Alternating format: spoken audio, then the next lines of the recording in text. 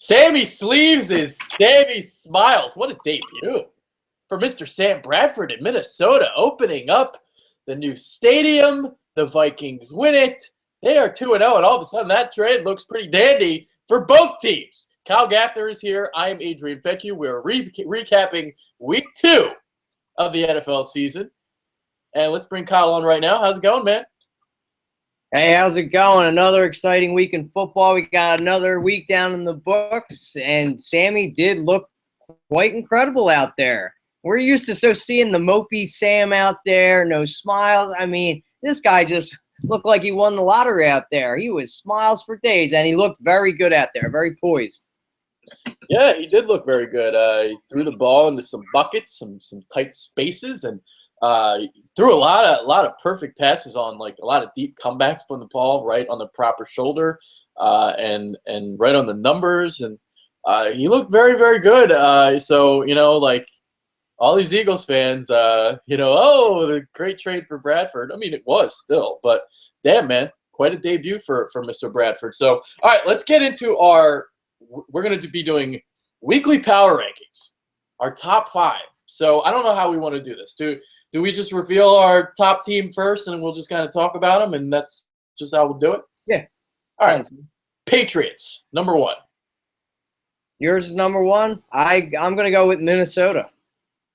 Wow. Okay. All right. So, see, for me, like I know that like Brady's still out, and they're going to be with Brissett, but they've been winning. They've been looking like a machine still, even with Garoppolo in there. I know Brissett is now a third-round rookie, and it's a little bit different. But that defense is still good enough for them to win games until Brady's back. And that offensive line has been getting pushed for LeGarrette Blount. That line isn't like great or anything, but they've been running the ball. And I think they have enough talent that they can make Brissett look good. Because Martellus Bennett had a big game. And you got Rob Gronkowski. And you have Danny Amendola. And you have Julian Edelman. So I still think they can win games, even with Brissett at quarterback. They could, and I think they're going to, not, so to speak, dumb down the playbook for the kid just because he probably hasn't had much reps with the first team. So kind of make it a little bit easy for him. But I think it's going to rely a lot on this defense now in LeGarrette Blount. Yeah, LeGarrette Blount's been looking good, and Martellus Bennett finally broke out, and because week 1 he really didn't do anything. But the defense kind of looked shaky a little bit the last game with the Dolphins. They were up 31-10 or 31-3, and then they almost came back and won. So I don't. Good. No, I was just gonna say, yeah, I know. It's just one of those things. They kind of came back. Defense kind of let up a little bit. So I'm not like too concerned about that. But like, yeah, I see what you're saying. So they face the Texans this upcoming week, so it's going to be a real test for the young kid coming into Thursday night. Yeah, no, that crazy game coming up Thursday night, and the Texans coming off a big win over the Chiefs, got spanked in the AFC wildcard last year, and they go and get a win. So number 2 on my list are the Steelers. Steelers coming off an impressive win over the Bengals, wildcard playoff rematch, and for whatever reason, whenever Cincinnati and Pittsburgh play each other, they seem to get into these slugfests, and it's interesting to me because I don't think Pittsburgh's defense is that good, but whenever they play each other, it's these drag them out, knock them out, drag out fights with them too. And it's almost as good as the rivalry with Baltimore over the years. It's always close. It's always within 3 points, but it's that, run it up in your face, great defense, and it's always entertaining. They always keep it close. So I just wanted to touch on my power ranking real quick for number 1. I just want to say I really like Minnesota because I think they have a good line that's good for running. Even though AP hurt himself, I don't think they didn't really rely on him. Sam Bradford looked good. They got Stephon Diggs. They got a couple pieces there, but that defense looked incredible. They had Aaron Rodgers looking like a rookie quarterback out there. They are deep. They have a great defensive line. Everson Griffin made Bakhtiari look like he was nothing out there, and he just got that big extension too. So I really see Minnesota really going far this year, and that's why I have them as number 1. But going back to the slugfest between those two, the Steelers really don't have that great of a defense. They're very young and inexperienced. Yeah, it's crazy how they always stay in these games. All right, let's go back to the Vikings then for a second. All right, so, dude, so when Teddy Bridgewater goes down, I went from penciling the Vikings in at 12 wins to 11. I dropped them a game. And one of the main reasons was once they got Sam Bradford, this week 2 game against the Packers, I was like, oh, Bradford's not going to be ready in time. He's not going to know the playbook enough. And the Vikings are going to lose. That did not happen. Bradford looked sharp. And this is, Vikings and Packers, you go back at the end of the year, you go look back at this week 2 game, this might decide the division. And the way I did my preview, the way I went schedule by schedule, this is what gave the division to the Packers in my preview. Is they went 12-4, they won this game, and that made the Vikings 11-5. And before in my preview, I had the Vikings beating the Packers at home. So all of a sudden, the way things are looking in my schedule and my rankings and all that shit, the Vikings are going to go 12-4. They're looking incredible. And I was trying to decide who I was going to pick in this game because you got 2 great foes going against each other and they're division rivals. And last year, the Packers came in here and smoked the Vikings. It was an awful game. Aaron Rodgers came in here and picked up everybody apart like he usually does. But, wow, I mean, the defensive line looked great. Sam Bradford looked incredible. Like, where was this when he was in Philadelphia? He was opening it up. His passes were, he was throwing the bombs. It was very impressive because you thought it was going to be a lot of AP, a lot of feed the ball to Adrian Peterson, see what he can do, because Sam's only been there for a couple weeks. So, yeah, he's not going to know the playbook. But I was very impressed, and I think this team is going to go very far because as time goes on, he's only going to get better. He's going to know his receivers a lot better, get a better rapport with Stephon Diggs, and get Laquan Treadwell healthy. And this defensive backs, they didn't have Xavier Rhodes in there. They had Trey Waynes, who got picked apart a little bit, but he still managed to come up big at the end when he got that pick when they were driving down the field. But once Xavier Rhodes gets back, this is a very scary defense. Yeah, it's a top 5 unit for sure. And Trey Waynes, I thought handled himself pretty well considering the circumstances. So, I like what I saw from him. And this team is very, very dangerous. Let me pose this question to you because, from an Eagles perspective, again, the trade looks, very, very easy to make. You weren't going to get more than a second rounder probably for Bradford. But for the Vikings to give up a first and a fourth for him, was the trade worth it for Minnesota, you think? I think so because you're in the win-now mode. You're right there on the peak. You got a great defense. You're on the end tail of Adrian Peterson's career. He's still very good. So you got to go for it now. You've got a good offensive line. So you go out and get a quarterback. What better options were there? You do give up a first-round pick, but it would be in the mid-20s. And if, God forbid, Teddy Bridgewater doesn't come back from this injury, say they do draft a quarterback, you're talking a couple years down the road until you develop this kid or pay somebody a whole buttload of money. So I think this was a great trade for them. Ziggy Wilf did a phenomenal job. So I think it was a great move for them to do that. You go for it right now. Yeah, I agree with that. And my points were exactly what yours were. Is you have a great defense that's ready to win now.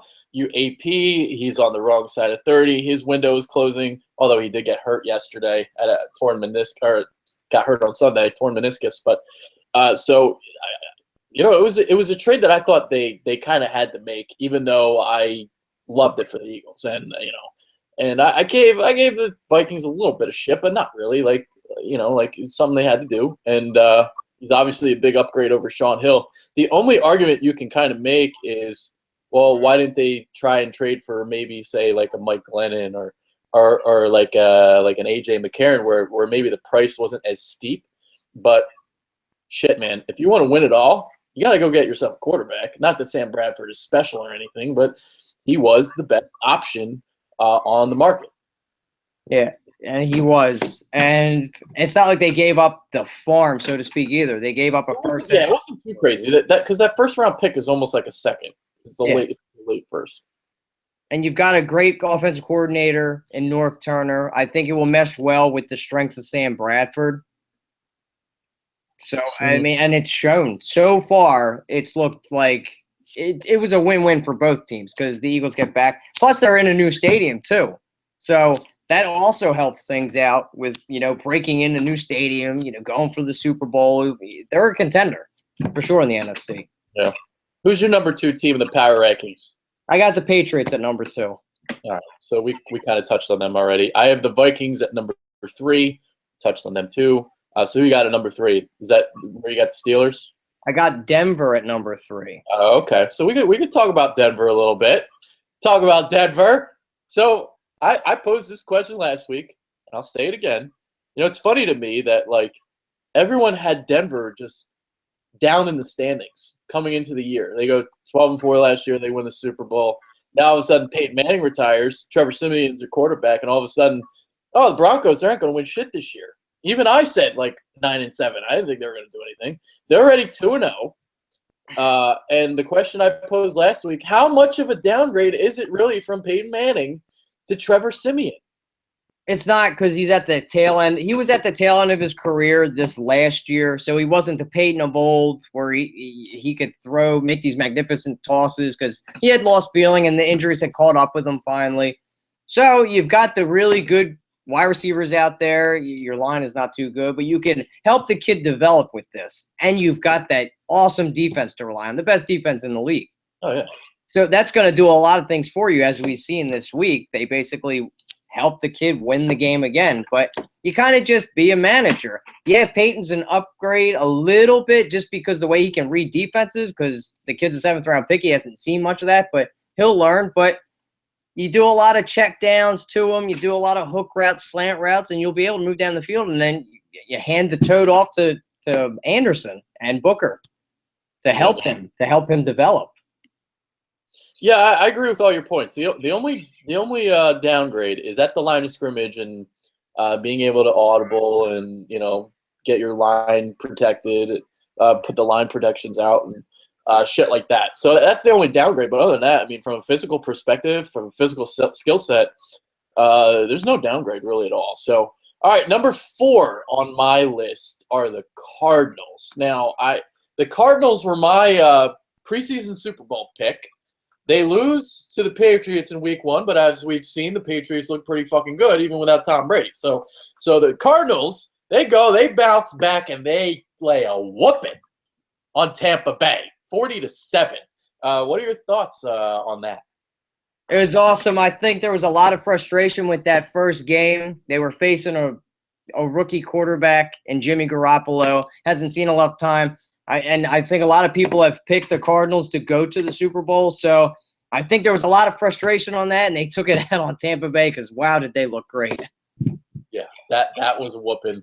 And that's the Cardinals team, I saw last year. So because you could make the argument last year that the Cardinals were the best team in the NFC, even though the Panthers won and had a better record. Because I thought all year the Cardinals looked better. The product was better than what Carolina brought to the table. Absolutely. It wasn't until they lost the Honey Badger and then Carson Palmer just stopped producing. He didn't play like he did in the regular season.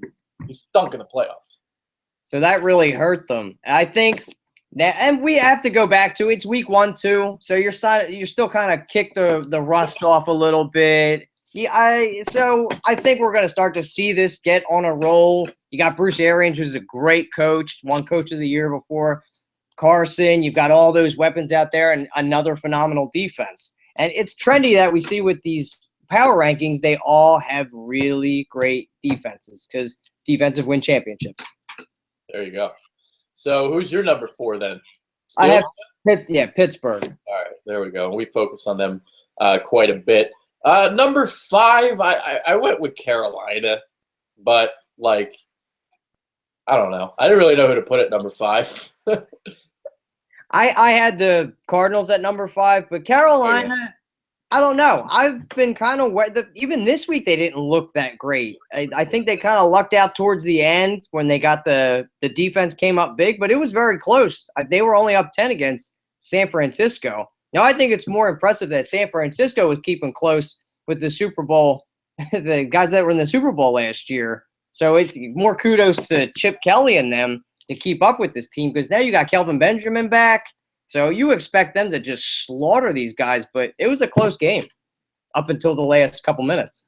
Yeah, I'm worried about their secondary with Norman now gone because your starter is Benet Ben-Wickery, who I like, and your other starter is I believe a second round pick, a second round corner from Louisville, James Bradbury. Yeah, Bradbury. Yeah. So and you got a lot of young players in your secondary, at least at quarterback. So I'm really curious to see how this goes as the season goes along because we'll see if they can generate a lot of pressure up front.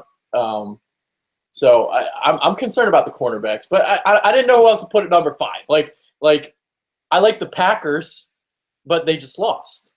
I know Carolina lost week 1, but I don't know. I mean, I think Green Bay is a better team. These I don't know how rankings to do are tough power to pick. rankings. Like, do you put the team that's 2-0 at number 5? Like, what the fuck? Because I'm not taking the Eagles over Green Bay. No. You know what I mean? Yeah, you don't do that. I think you evaluate it off of talent and what we've seen so far, even though it's been very early in the season, and that's what you go off of, regardless of 2-0 record or even say an 0-2 record. I'll tell you, a team who looks like shit, and that's the Seahawks. Oh, they look bad. They look like they don't know what's going on. Plus, that they just had that fine now. They lost a pick. Pete Carroll got fined. What is going up there in Washington? I don't know, but they don't look like the team that we've seen the past couple of years of going back-to-back Super Bowls. Did losing beast mode really hurt them that much? They lost a bunch of games early last year. This is even a worse start than last year. Like last year was kind of bad.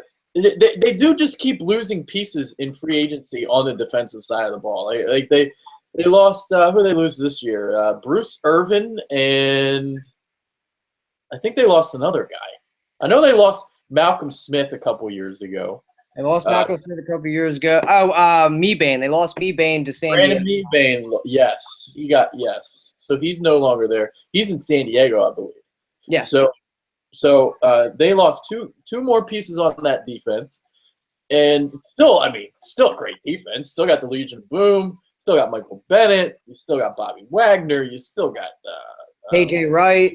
Right. So you still got a lot of good pieces there. Cliff Avrill's still there. Yeah. So, but I don't know. This team, I guess, just doesn't give a shit. They just know that they're talented enough to kind of turn on the switch. But as we even saw last year, they turned on that switch late and still almost didn't even make the playoffs. Yeah, you got to come out of the gate swing. You got to come out fresh. And I think the big weakness here is the offensive line. Not being able to protect Russell Wilson, not being able to get that run game going. Thomas Rawls is still coming off that injury. He got hurt again. And you got Christine Michael back there, who, he impressed in preseason, but, it's preseason. He kind of hurt the team because he fumbled on the last drive trying to make the comeback when they lost to Los Angeles, who looked putrid week 1, let me tell you. And this is a huge boost of morale for them to come in and beat the great team like the Seahawks, who have owned the NFC West for a little bit of time now because LA's been a bottom feeder or in the middle of the pack. So it's a huge win for them in their home debut out in the Coliseum. So I don't know why they didn't focus more on the offensive line. Yeah, you let Russell Okung go, but who did you replace him with? You got the rookie starting over on the right side. Their line is it's putrid. It's very bad. And it's starting to show.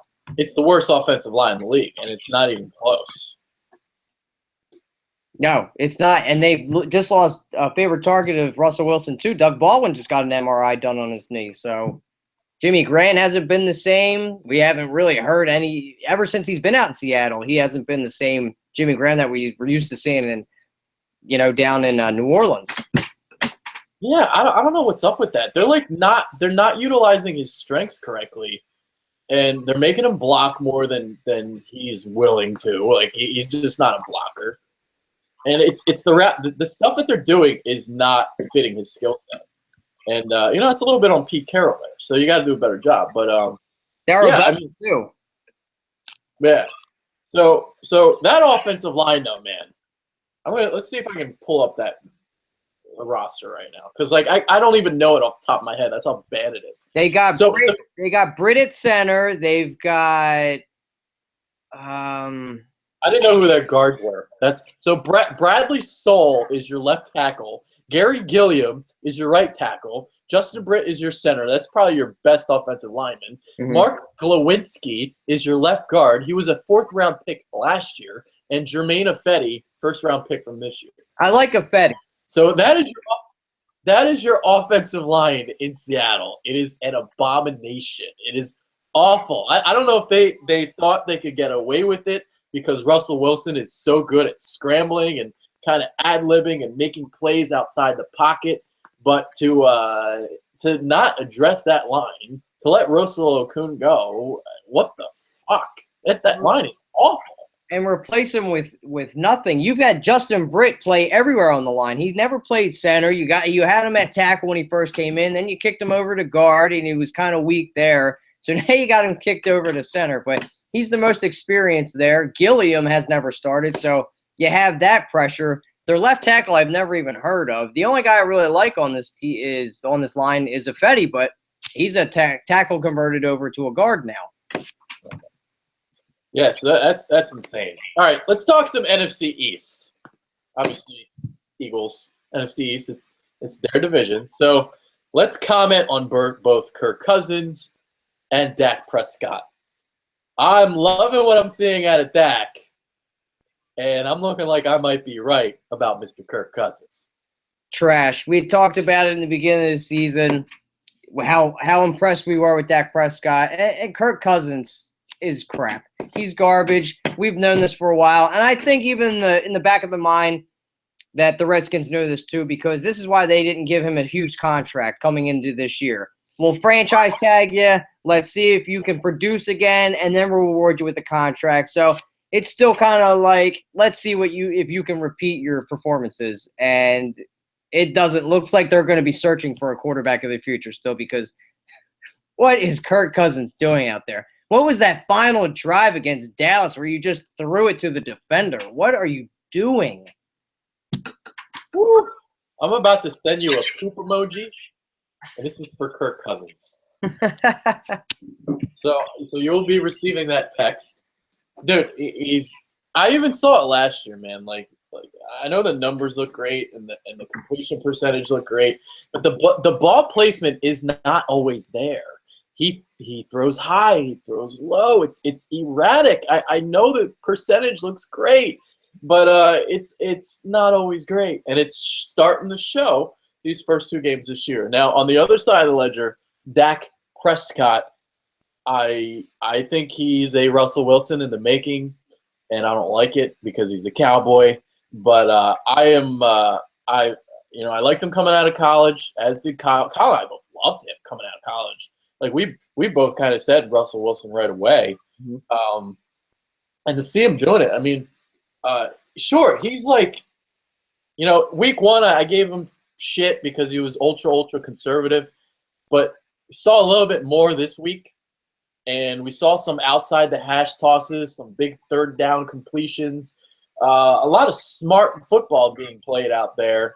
And I thought he looked really good. And, he's not Russell Wilson yet. It's going to take him a couple years. But there's something being built in Dallas.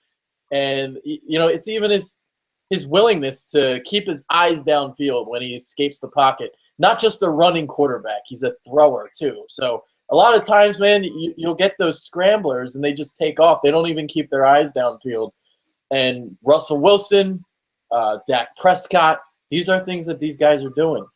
It's an intelligence. It's amazing to see it from a rookie back. It looks like him and Wentz are battling for years to come, fighting for this division. But he was ultra conservative in the first week, and as time goes on, I think they're going to be opening more and more of the playbook for this kid to see what he's got. But he's smart. He is always looking downfield. He knows when to use his legs or when to throw it or throw it to the check down. Ultra intelligent, athletic. I like his arm strength. It's very impressive. And it's a shame because we thought it was the end of an era when they lost Tony Romo and they were going to be bottom feeders again because they're, Cowboy fans are the worst. Sorry, guys, I hate to say it, but you are. You're still going off those 93 championships. But it looks like they have something special and the youth movement is there. They've they're starting to build the young triplets 2.0 with Des Bryant, Zeke, and now Dak Prescott to go along with that great offensive line. Who's the best team in the NFC East right now? You have to say the Eagles. There it is. There it is. I love it. So I was just doing our recap show. I'm like, all right, call me crazy. I don't give a fuck what you guys think, but Carson Wentz is the best quarterback in the division, and the Eagles are the best team in the division. And I think they both look good right now. That's for sure. Carson Wentz does not look like a rookie out there either. I mean, he looks like a 5-year pro. He's incredible. He's so smart with what he does, throwing the ball. The windows he is throwing these back shoulders over the middle. I mean, you're talking tight windows here.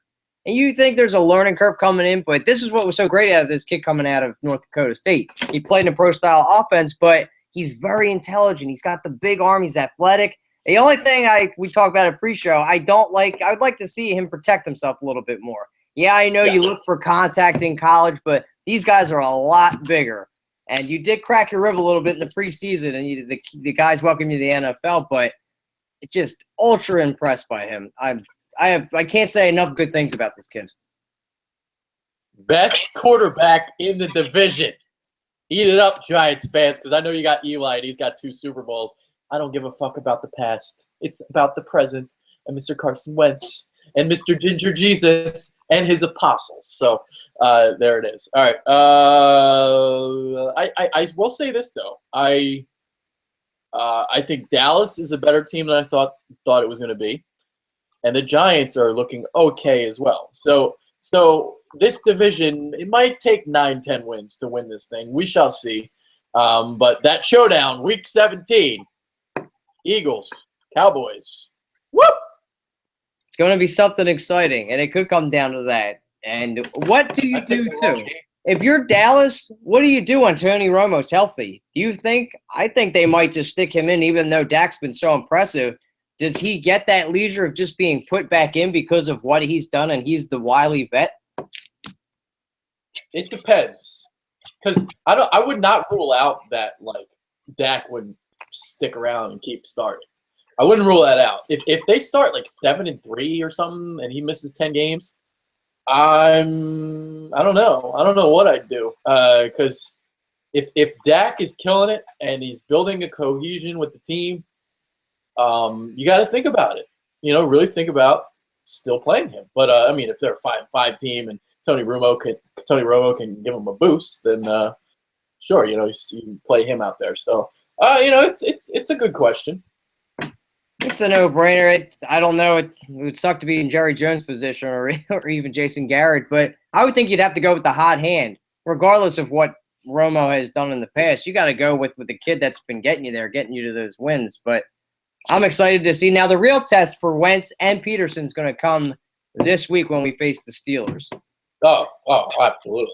Absolutely. That'll be saved for our preview show. We'll get into that a little bit because I know it was just the Browns, okay? And then it was just the Bears, all right? Well, Sunday, it'll be just the fucking Steelers. I get it. The battle for PA is among us. Yeah, there it is. So I can't wait for that game. Oh, my God. Then there's the bye. Then there's the bye week. I hate the bye week. Will they take out another? It looks like there's a little trend going on with the Eagles' defense of being quarterback killers. They took out Robert Griffin. They took out Jay Cutler. Are they going to take out Big Ben? Make the big boy crumble. Who knows? But it's something to watch. Yeah, dude, it's insane. It's insane what their the fact that their defense right now is like lights out. 2 weeks into the season, new scheme, new defensive coordinator, new coach, new regime, new everything. And the defense is dominating already, and you just don't see that this early in the season. So, all right, another topic. So right now there are 8 0-2 teams in the NFL. 12% of teams that begin 0-2 do not make the playoffs. So I'm going to list those teams right now. I'm going to ask you which of those teams has the best chance of making the postseason. So the 8 teams, you got the Dolphins, You got the Bills. You've got the Browns. You got the Colts, Jaguars, Redskins, Bears, and Saints. Which of those teams is a playoff team? Potentially. God.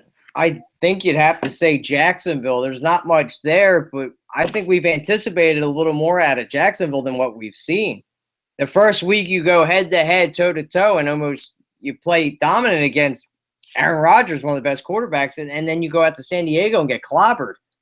But the rest of these teams, I don't see anybody making them. So for them, if they can get on the right track and Gus Bus can get this team coached up and take over the ranks from Todd Wash and get this defense, because they look great on paper, but get some continuity. So I would say Jacksonville. Yeah, I'd agree with you. Them or the Colts, but I'm not a big Colts fan this year. I think their line stinks, their defense stinks. It's a bad team, even though they have Andrew Luck. So the Jags are probably the best team on that list. Not much else. I mean, maybe if the Redskins could get hot again, they finish 8-8, maybe make the postseason because the NFC is so bad, but probably not. Mm-hmm. So because they got to go 8-6 now. Yeah, the Jaguars. And I can see 9-7 winning that division. Although the Texans look real good right now. They do look good because they've got that great defense. I'm not impressed with Osweiler, but time will tell. I'm not a big Osweiler fan either. But it's better than last year. Better than Brian Hoyer. Oh, God, and whoever else they had there. Ryan Mallett, too. Oh. But a lot of these teams – so Jacksonville, I would say – I'm trying to think who they play week 3. It's a shame they don't play the Eagles, but there's a lot of teams that are – coaches are on the hot seat. You got Chicago, one of them. You got Jacksonville's one of them. I think Hugh Jackson will get another chance. After 1 year, they're not going to get rid of him. New Orleans, Sean Payton's done too much. He's okay, I think. Buck Pagano and Rex Ryan are the two on the hot seat. Pagano's definitely one of them. I'm trying to think who else. Cleveland, no. Yeah, and Adam Gase, I think they'll give him another year because he's a first year. But who knows in this new NFL? Some of these times, these guys just get rid of them after 1 year because they don't know what they like. But we'll have to see what happens. Yeah, I found the Greg Roman firing interesting. Now, I'll say this about that. The way the NFL is going right now, his offense is almost basically out of date already, which is kind of crazy to think about. Because he likes to run the ball, pound the ball, use a bunch of different formations. He likes running that pistol stuff, the read option, the zone read, all that stuff. And Rex already gave up on him. And this guy was a fantastic coordinator for the Niners when they made the Super Bowl, when they made the run with Colin Kaepernick. That to me, I'm a little baffled by that. And now, if that offense continues not to produce, Rex might be gone after this year. I would not be surprised. Rex Ryan sacrificed Greg Roman to keep his ass over there for another couple games. That's what that had to do with. Oof, sacrificial lamb, because I'm sorry, Rex, I don't know what you're doing, but that was a match made in heaven. Greg Roman was a great coordinator. You have a scrambling quarterback, you've got a good running back there, and you've got a good line. Just make it work. Yeah, you got kind of embarrassed on Thursday night a little bit with the Jets going up and down the field on you, but you don't get rid of Greg Roman. And you and your brother, you're just trying to bide yourself a little bit more time, but mark my words, Rex Ryan will not be in Buffalo by the end of this season. They'll be looking for a new head coach. Yeah, that hot seat is hotter than a buffalo wing right now. That's for sure. So. 6-10, man. Like I said, they're going 6-10 this year. Man, that team's been very, very disappointing to me, and that gets us to best players, best team, whatever. So, who's the guy that caught your eye last week? I was impressed with what Derek Carr did, being down. He came back, was real poised, almost won the game for him. I was impressed in that. I was disappointed in Blake Bortles. Stephon Diggs, I can't say enough about. Wow. He's a star. Oh, he's a star in the making. From coming a fifth-round draft pick, we know that doesn't really matter where you get drafted as long as you get in the league, but he has made huge strides from what he did last year. I mean, his route running is so crisp. He's got great hands. I mean, he looks like kind of the mold of what Antonio Brown has done. Mm. Now, he's not on that level yet, but I could see him getting to that type of stardom because they're the same type of player, like Gidgey player, real fast, crisp route runners, and got great hands. Stephon Diggs is going to be my player. I'll go with a Cowboy. Now, I don't know what he did in this game. Let me see. Let me pull up his stats. But every time I watch Cole Beasley play, I love watching him. And Eagles fans don't know how good he is because they think Dorial Green Beckham is better than him. Dorial Green Beckham is not better than Cole Beasley. The things that he can do out of the slot, his quickness, his sudden change of direction, he picks up a lot of third downs. And I believe he had I saw he had 5 catches for 75 yards against the Redskins. It just seemed like when I was watching the game, whenever there was a big play, Cole Beasley was involved. So he's like low key one of the best third down receivers in the league. He's one of the better slot receivers for sure, but he gets overshadowed because of Dez Bryant and Jason Witten over there. He's much better than DGB, and I had this argument with people, and I was called stupid. Like, I didn't understand. Like, Cole Beasley's fucking good. I know you guys hate Dallas, but I keep it realistic and what's unbiased. You have to keep it unbiased. You can't just he's got all the athleticism and the freakish skills in the world, but who's on the field? Who's making big plays on Sundays? Not Dorial Green Beckham, definitely Cole Beasley. Give the man some love. He's very solid. Yeah, dude, he impresses me. I can't think of names off the top of my head. It's tough, but I'll give you a defensive player. Here's another guy that doesn't get enough respect. His name's Vincent Ray on the Bengals. So he's filling in right now for Perfect, and this guy basically starts anyway because he gets a lot of snaps. He led the Bengals in tackles last year. All he does is make plays, and like any pass that was out in the flat, he was chasing it down, making tackles. He was making plays in the running game. Vincent Bray has always been a linebacker that impressed me in Cincinnati, and he doesn't get enough recognition. So I'm going to give him some here because I don't know what else to pick. I can respect that. He is very good, and he does start a lot of the times too when Perfect's out. They've got a nice rotation of linebackers out there with Malaluga and Vontaze Perfect too. Yeah. So I guess best performance would probably go to, I'd say, Sam Bradford. Mm-hmm. I'd have to agree with that. From going what we saw here to coming out on your debut and upsetting the division leaders for how long other than last year, Green Bay's been dominant since Aaron Rodgers has been there.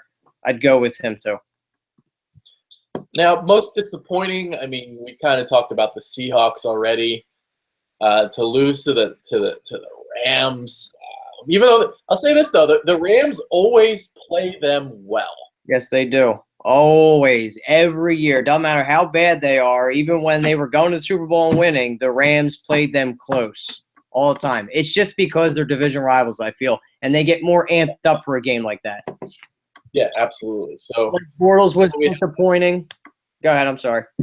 What'd you say, Blake Bortles? Yeah, I say he was a disappointment this year, getting blown out by San Diego, having 3 turnovers. San Diego doesn't really have a good defense. They've got a couple young pieces on there, but they're not a solid unit at all. And for them to just get romped like that was a huge disappointment. Yeah. All right, so we'll go with that. I guess we'll cover these two real quick before we get out. All right, so I forgot to bring up the fact that we got Jacoby Brissett now going to start next week. We have Cody Kessler for Cleveland starting next week. Carson Wentz is starting next week. Dak Prescott starting next week. You notice who is not starting yet. Still not starting. Jared Goff. What the fuck? Who? Who is that name? I don't even know. The number 1 overall pick? Who? I don't know what is going on. This guy was the top pick in the draft. And all these other guys are starting over you. You got Carson Wentz. You've got Cody Kessler as a 5th-round pick starting over you. What is going on with Jeff Fisher? Is this kid just not get it? Is he just too stupid? Wait, I don't understand. You're a new franchise out in LA. I know that people are demanding to put Goff on the field to see what you got. You gave up so many picks to go get this kid. He's supposedly your franchise quarterback, who I still say is not a franchise quarterback. I don't like Goff at all. But this is kind of proving our point when we went over our draft previews this year that Jared Goff was probably going to be the top pick, and it kind of shows that you aren't worthy of the top pick. Carson Wentz was the best quarterback coming out of this class, and now it's kind of coming into fruition. Yeah. One last nugget before we go. Dan Marino passed on the all-time yards list by Drew Brees. This just continues to show how much the game has evolved because Drew Brees is not Dan Marino. No, not at all. And for Dan Marino to do it in a time where passing was kind of taking a back seat to the run game, they didn't really throw it out there. There was a couple teams that did that, but all the teams we see now do that. Drew Brees has just been airing it out for years down in New Orleans. So I think it's more of an impressive feat that Dan Marino did it back then than for Drew Brees to do it now. Yeah, I agree. Congratulations, Drew Brees. Hall of Famer for sure. Yeah, absolutely. All right, so final thoughts right now, and let's get out of here. What is going on with Cleveland? 5 different starters in 5 different games? Come on, is there ever going to be a bright spot in Cleveland? Yeah, you got LeBron, but what about this football team? Come on, man. Woo! We forgot to talk about that. Forgot to talk about Cleveland. I knew I forgot something.